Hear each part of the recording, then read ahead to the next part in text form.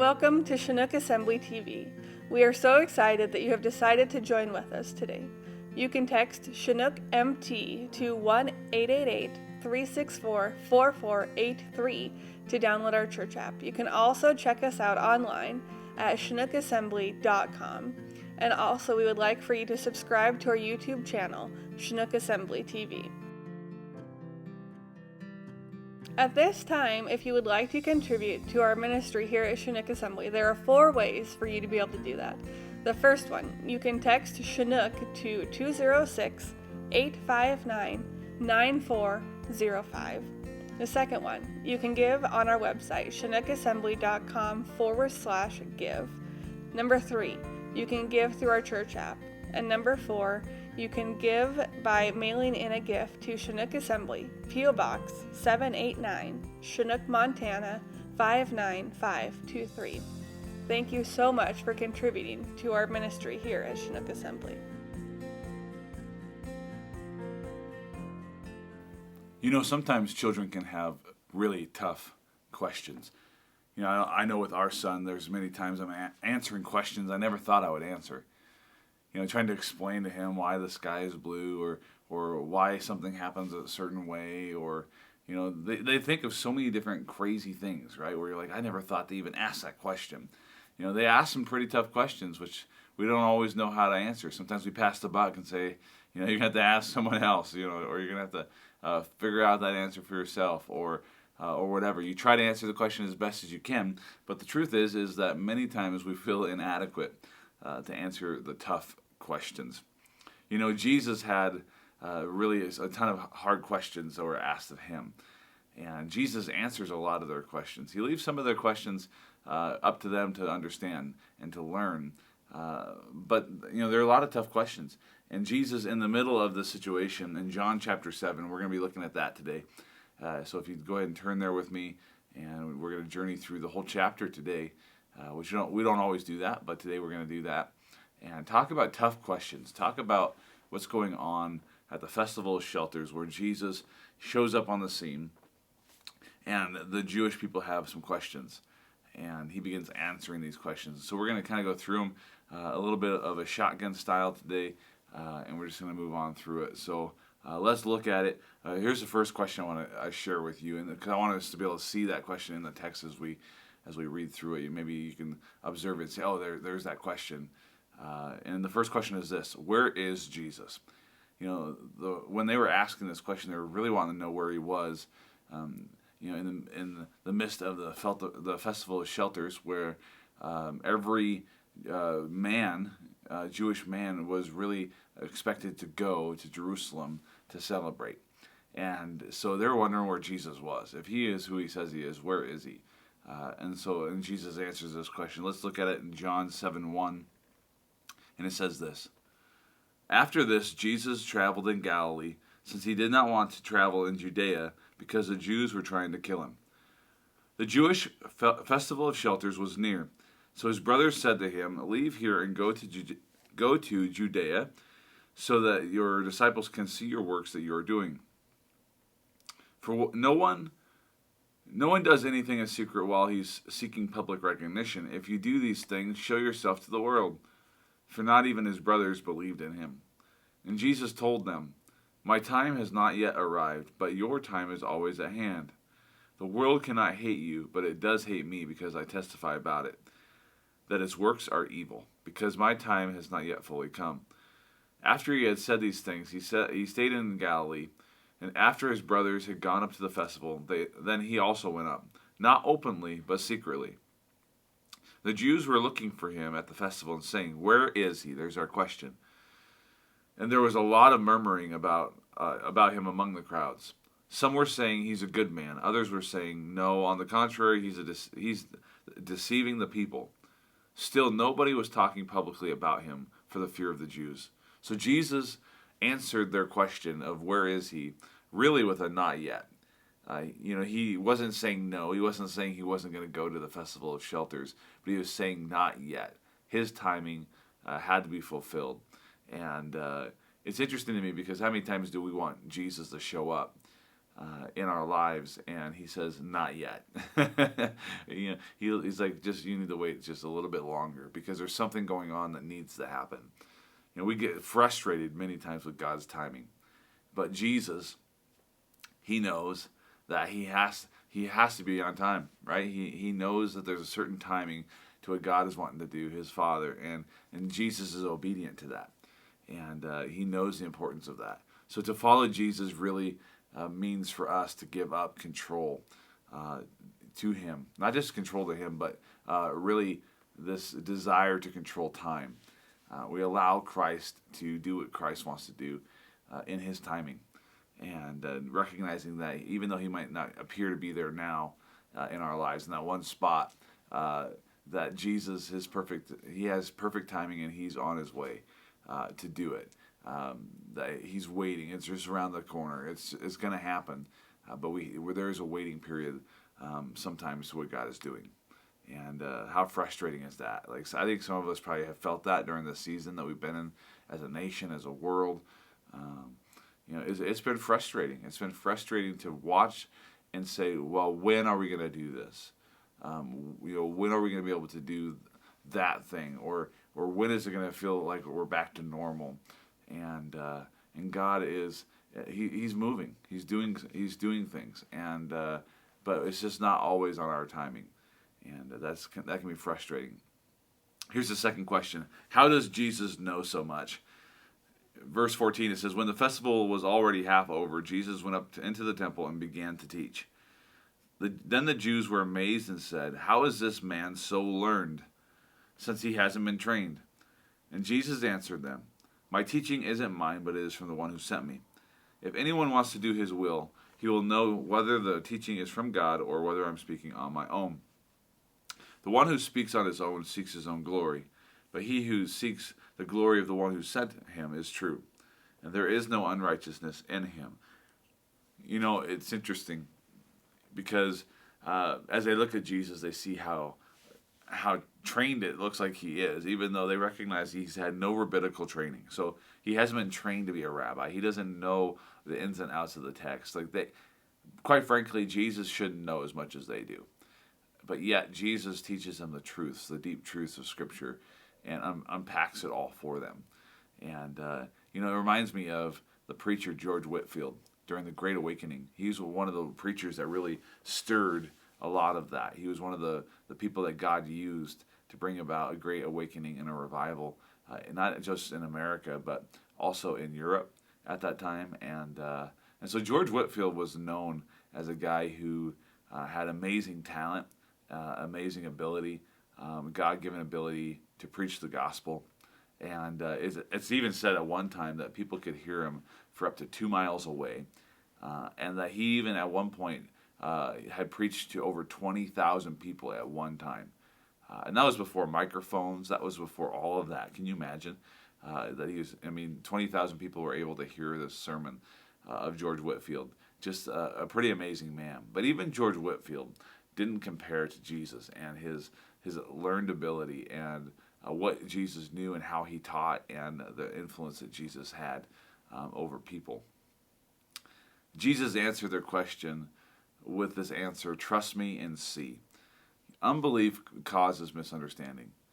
Jesus says faith, which includes trusting and submitting to his will, precedes understanding. Imagine for a moment if you're trying to get something out of a frozen lake, and you're looking at it, and you're looking through the lake. You know that you wouldn't see it crystal clear, right? You wouldn't be able to see all the edges of it. You might not even know exactly what it is, but as you look through the frozen lake, it's a little distorted. It's a little hard to understand what it is, and it's one of those things where Jesus says, if you want to understand me, if you want to know who I am, you can't do it unless you have chosen to believe in me. You can't do it unless you choose to jump. And you have to break the ice. You have to commit to it before you can really fully understand what's going on. Remember, no one studied more than the Pharisees. No one studied more than them. But according to Jesus, no one misunderstood spiritual maturity like the Pharisees. So just because there's knowledge involved doesn't mean that there's necessarily maturity involved. Here's our third question. Who wants to kill Jesus? In John 7:19, let's look at it. Didn't Moses give you the law? Yet none of you keeps the law. Why are you trying to kill me? You have a demon, the crowd responded. Who is trying to kill you? I performed one work and you are all amazed, Jesus answered. This is why Moses has given you circumcision. Not that it comes from Moses, but from the fathers. And you circumcise a man on the Sabbath.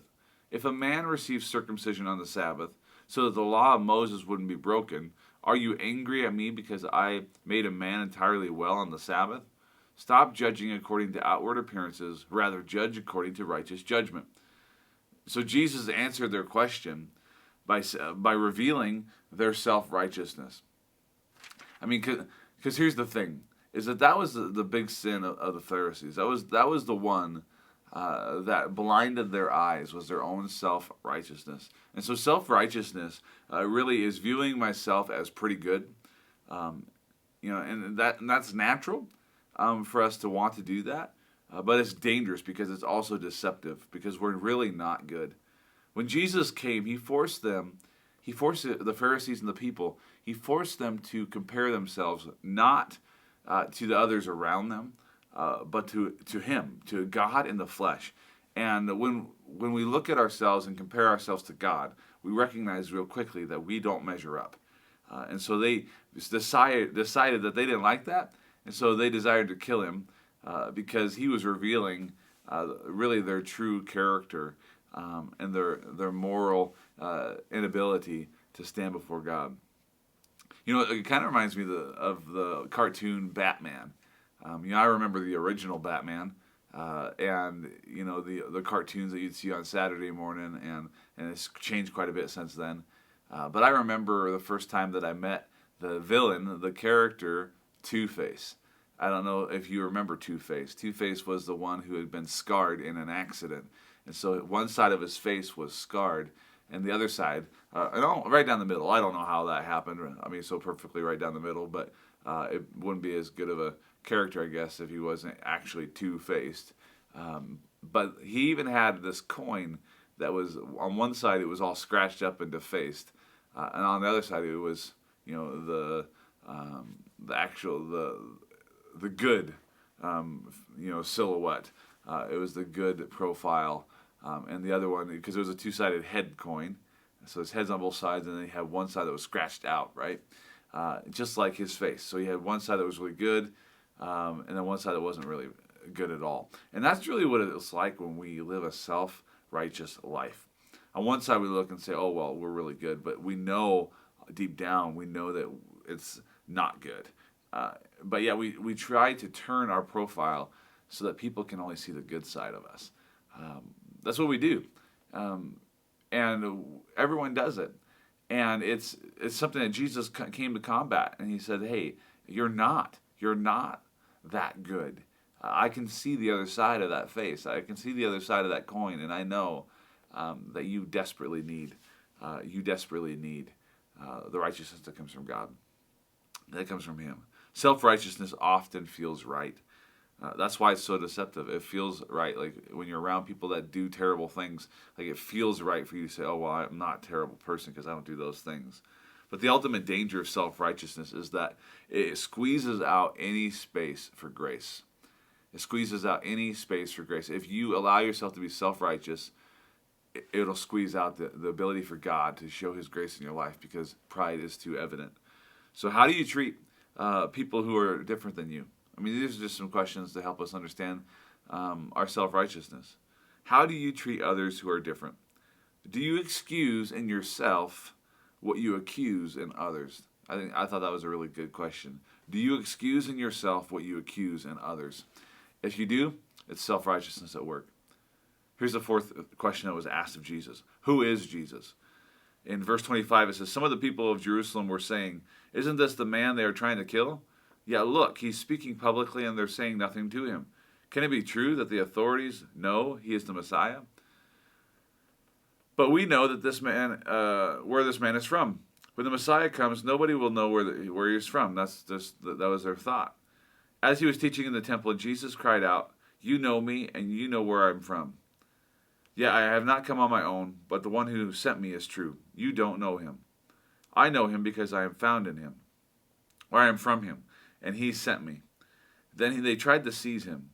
Yet no one laid a hand on him because his hour had not yet come. I don't know what that looks like. If it was like Matrix and he moved really crazy, and I have no idea. But all we know is that it didn't work out for them.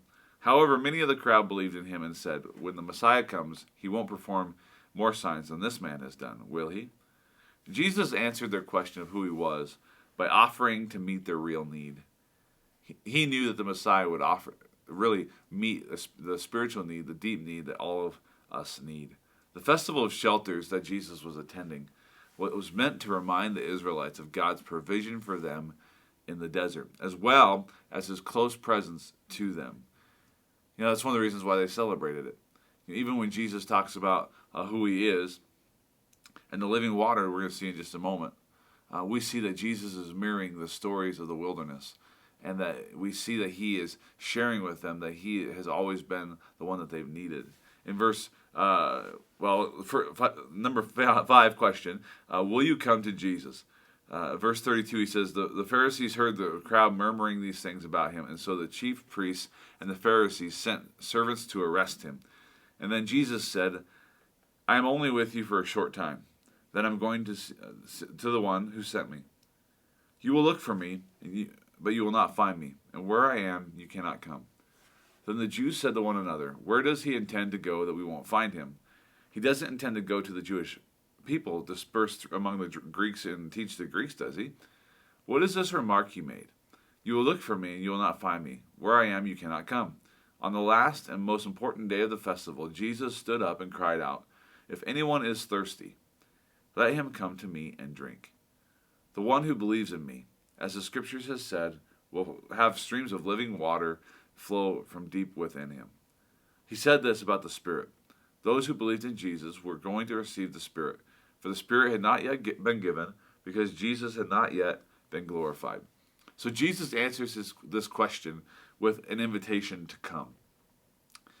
He invites them to come and to enjoy who he is. On the last day of the festival, Jesus reminds the people of the invitation of Isaiah 55:1, which says this, that the thirsty would come and drink. Just as God used Moses in the desert to bring forth water, God has sent Christ to extend a river of life to all who would recognize their need for him. Water is important. It's the most important survival resource we need when we're in the wilderness and we're trying to survive. You can't live more than 3 days without water. You'll die of dehydration. And so it's so very, very important. Number 6, do you believe Jesus? This is probably the most important question. Verse 40, it goes on, it says, when some of the crowd heard these words, they said, this truly is the prophet. Others said, this is the Messiah. But some said, surely the Messiah doesn't come from Galilee, does he? Doesn't the Scripture say that the Messiah comes from David's offspring and from the town of Bethlehem, where David lived? Remember where Jesus was born? Bethlehem. So the crowd was divided because of him. Some of them wanted to seize him, but no one laid any hands on him. Then the servants came to the chief priests and Pharisees who asked them, why didn't you bring him? The servants answered, no one ever spoke like this. Then the Pharisees responded to them, are you fooled too? Are you fooled too? Have any of the rulers or Pharisees believed in him? But this crowd, which doesn't know the law, is accursed. Nicodemus, the one who came to him previously, and who was one of the Pharisees, said to them, our law doesn't judge a man before it hears from him and knows what he's doing, does it? You aren't from Galilee too, are you? They replied. Investigate and you will see that no prophet arises from Galilee.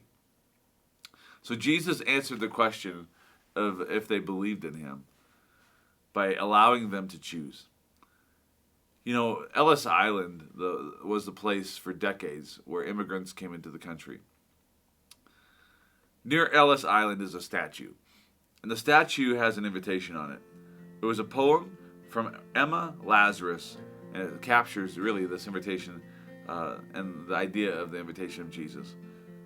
And it says this, keep ancient lands, you restored pomp, cries she with silent lips. Give me your tired, your poor, your huddled masses yearning to breathe free, the wretched refuse of your teeming shore. Send these, the homeless, tempest-tossed, to me. I lift my lamp beside the golden door. It's an invitation that you can still read today. But the invitation of Jesus is much greater. It's so important to us. It's what our soul needs. He says, come to the living water.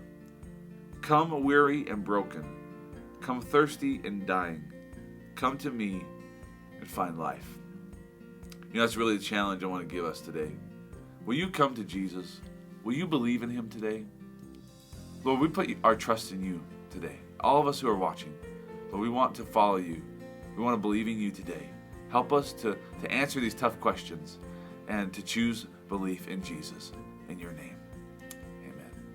Thank you for watching Chinook Assembly TV with us today. We would love for you to let us know what God has done in your life through this time together.